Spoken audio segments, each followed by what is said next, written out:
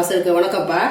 இன்னைக்கு ஒரு முக்கியமான மருத்துவம் தான். இது வந்து ஆண்கள் பெண்கள் இருப்பாளருக்குமே பொருத்தமான ஒரு மருத்துவ குறிப்பு சொல்ல போறேன். அதுவும் கற்றாழை படையில வச்சுதான் நம்ம செய்ய போறோம். இது என்ன கேட்டோம்னா, இந்த ஐடி ஃபீல்டுல வேலை பார்க்குறவங்க, டீச்சரா ஒர்க் பண்றவங்க, ஆபீஸ்ல ஒர்க் பண்றவங்க எல்லாருமே பொதுவா 190% உட்காந்து வேலை பார்க்கறாங்கப்பா. அப்படிங்கும்போது இந்த கோடை காலத்துல வந்து உட்காந்து வேலை பார்க்கும்போது அவங்களுக்கு உஷ்ணமானது உடம்புக்கு ரொம்ப ஏறிடும். அது சம்பந்தப்பட்டமா உடம்புல உஷ்ணம் எரிச்சல் செய்யும், கட்டிகள் வரும், சின்ன சின்ன கொப்பளங்கள் வரும். அப்படிங்கும்போது அவங்களுக்கு உட்கார இடத்துல இந்த மாதிரி வந்துச்சுன்னா எவ்வளவு கஷ்டம் பார்த்துங்க. அது மாதிரி யூரின் போற இடத்துல இந்த மாதிரி எரிச்சல் இருக்கும், சின்ன கட்டிகள் வரும். அந்த மாதிரி வர்றவங்களுக்கு இந்த கற்றாழை ஜெல்லை எப்படி யூஸ் பண்ணி சாப்பிடுங்கிறது நம்ம செஞ்சு காமிக்கிறேன் பாருங்க. கொஞ்சம் மோர் யூஸ் பண்ணிக்கணும். ஒரு கரண்டி பசு மோர் நம்ம ரெடி பண்ணிக்குவோம். வீட்டுல உர ஊற்றி வச்சது.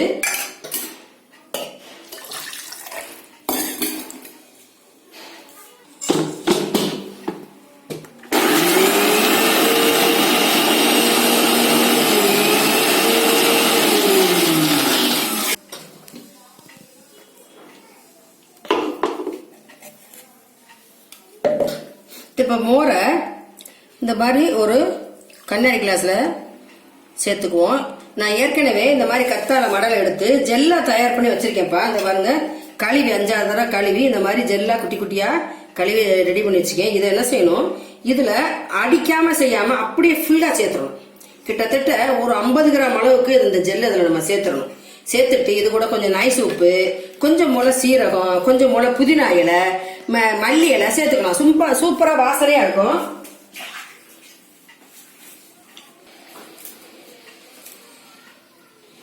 கொஞ்சம் மல்லி இலை, வாசத்துக்காக 2-3 புதினா இலை பிச்சை போட்டு சேர்த்துக்கோங்கப்பா. சேர்த்துக்கிட்டு கொஞ்சம் போல ஒரு பிஞ்ச் உப்பு,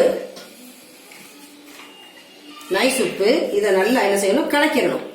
கலக்கிட்டு நல்லா இந்த ஜெல்லெல்லாம் மேலே வர மாதிரி இந்த இலையோட ஃப்ளேவர் கிடைக்கிற மாதிரி அந்த ஜெல்லை நல்லா கலக்கிடணும்.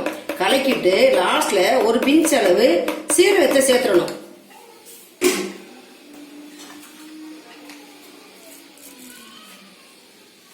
இந்த சீரகத்தை சேர்த்து என்ன செய்யணும், இந்த ரெடி பண்ண ஜூஸை வந்து ஒரு 10 நிமிஷம் நம்ம வச்சிடணும்ப்பா. அப்போது இந்த ஜெல்லோட எஃபெக்ட், இலையோட எஃபெக்ட், சீரகத்தோட எல்லா எஃபெக்டும் சேர்ந்து இந்த மோர்ல வந்து கொஞ்ச நேரம் ஊறி கரைய ஆரம்பிச்சிடும். அப்ப அதுக்குள்ள மருத்துவ குணம் பூரா எல்லாம் நம்மளுக்கு கிடைச்சிடும். இதை வந்து எப்ப வேணாலும் சாப்பிடலாம்ப்பா. காலையில் சாப்பிடலாம், மத்தியானம் சாப்பிடலாம், சாயந்தரம் சாப்பிடலாம்.